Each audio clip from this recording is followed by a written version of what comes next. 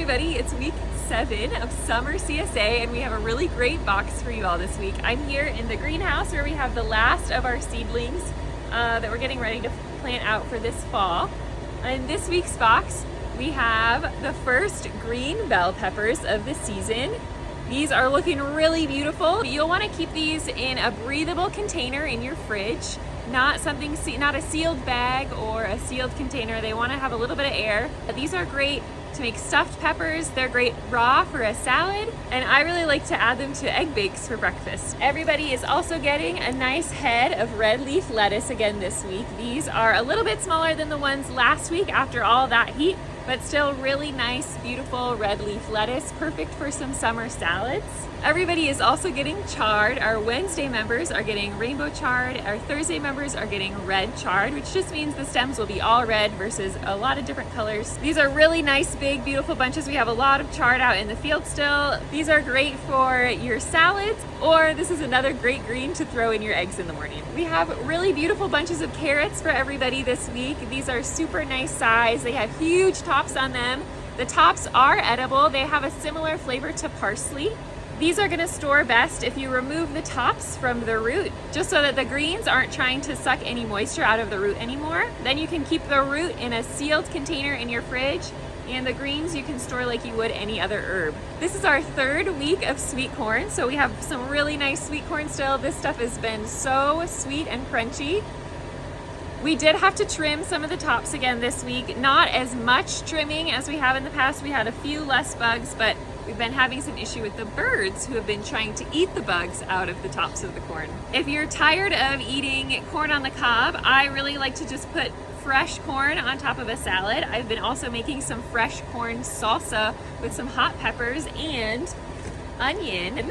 We have more fresh white onions, so these are not cured. They don't have papery skins on them, so you'll want to keep them in your fridge for best storage. They will last a couple weeks in your fridge, so if you feel like you're a little backed up on onions, these can sit for a while. White onions are nice and strong onion and don't have a lot of sugar in them, so they're not the best onion for caramelizing, but they're great for fresh eating in salsas or on top of salads. And for hot peppers, our Wednesday members are getting 2 Serrano hot peppers. Our Thursday members are getting 2 Hungarian hot wax peppers.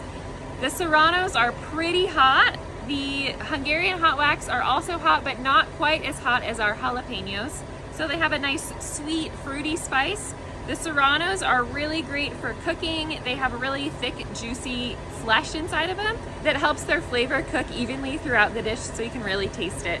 You can store these similar to how you would keep your bell pepper. You don't want them to dry out, but you don't want them to be trapped in a sealed space where they're gonna get mushy. Our Wednesday members are also getting some hashidto peppers. These are a Japanese frying pepper. They're not great raw. They can be a little bit bitter, but once you cook these up, these have a really nice fresh flavor. All you need is a little bit of oil, a little bit of salt.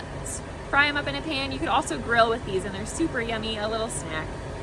And then our Wednesday members are getting 2 cucumbers. These are so refreshing in the summer heat. You can make cucumber water. I also included a recipe for cucumber lemonade that is a really great, sweet, refreshing beverage.